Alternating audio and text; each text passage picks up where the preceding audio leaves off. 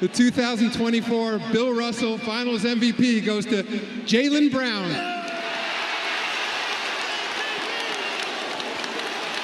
Jaylen Brown is the 2024 NBA Finals MVP. But what does this mean for Jason Tatum? Let's talk about it.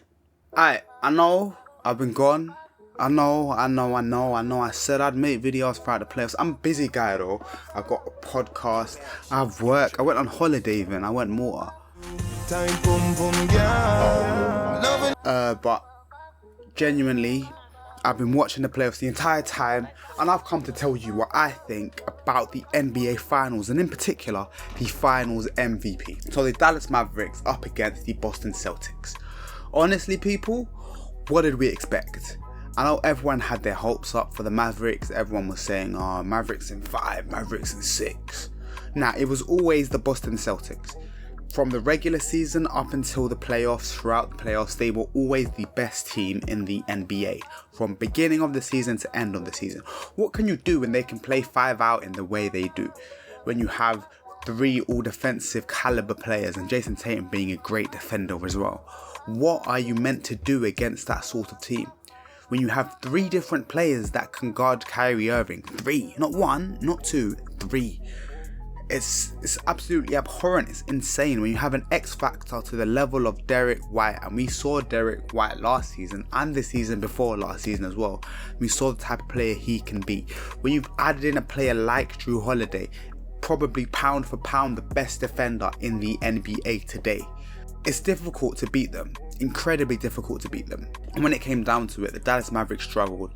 We did see good adjustments, pretty decent adjustments from Jason Kidd, but it just wasn't enough holistically. We didn't see the role players perform to the level they could have. We didn't see PJ Washington put up a great performance in the finals, really. Josh Green had a good game 4 and an okay game 5, but didn't see him perform to the level we know he can. Dante Exum, resurgence in his career, but we didn't see him play to the level we know he can. And Kyrie Irving, I mean, we all saw it, didn't we? Kyrie Irving is one of my favourite players ever, but he wasn't as good as we know Kyrie Irving can be. Maybe that's down to the schemes ran by Joe Mazzulla, who knows? But the first thing I think we need to talk about is Luka Doncic. Luka Doncic, he's a top 2 player in the NBA right now. If we're talking about the best player in the NBA today, it's Luka Doncic or Nikola Jokic. The 2 itches. But I mean, people have said Nikola Jokic is a bad defender. Historically, they've said, but he is a bad one-on-one defender. I can agree with that. Nikola Jokic isn't a great one-on-one defender. Nikola Jokic is a good team defender.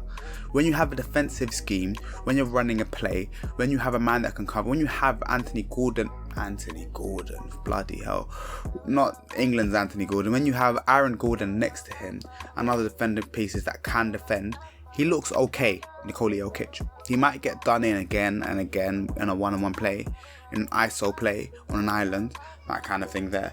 But Nikola Jokic can play adequate defense. He's not a bad defender, but that exclamation. Luka Doncic is a bad defender. Luka Doncic doesn't put, we've seen it in the highest stake moment possible, the NBA Finals, when you think Luka Doncic, turn it on right now, play defense, defend with your life, he just swipes at the ball, sit back. Maybe it's a stamina thing, maybe it's a mentality thing, maybe he feels like if he puts 20% more on defense, he can't put 50% more on offense, that kind of thing there. If so, you've got to work out more, mate, because he's a cone. You can attack him again and again and again. That's what we're doing. We saw Jason Tatum come up again in the game 5. Jason Tatum just was eating, literally eating.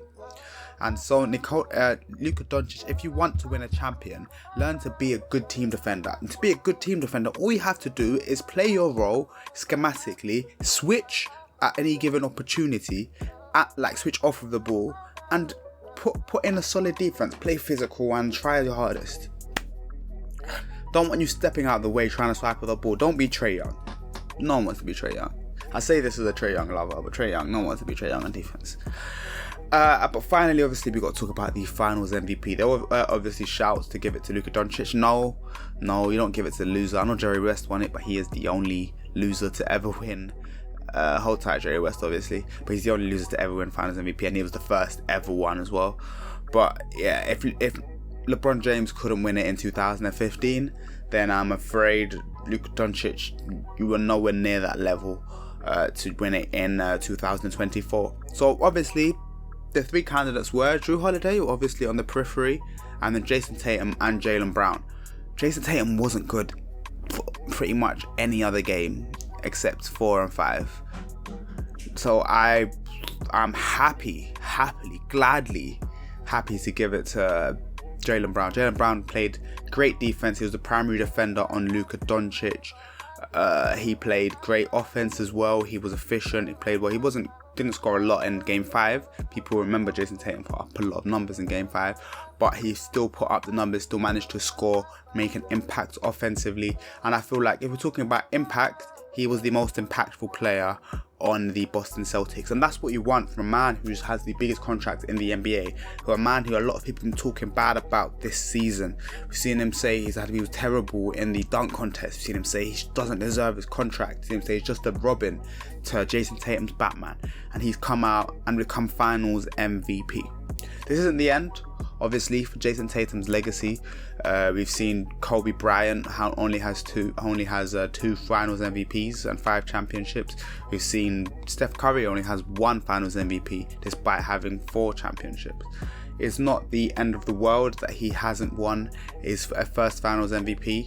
If they were to win a second championship, he probably would win Finals MVP. Although there is a question in my head, like Jason Tatum always seems to just chuck shots up a lot of the time, like difficult shots up in the finals and in the later stages of the playoffs, and that is worth asking. I mean, Joe Mazzulla loves looking for the best look, open looks, and sometimes Jason Tatum just goes against that and just chucks the ball up. It's worth looking at, in my opinion. But either way, Jason Tatum still obviously clearly a top 5 player in the NBA ability wise right now. Anyone that says otherwise is an idiot, and he's got a championship under his belt. Who can talk to him? No one can talk to him. I know he ain't got a Finals MVP, but I mean, who cares at the end of the day? Who cares?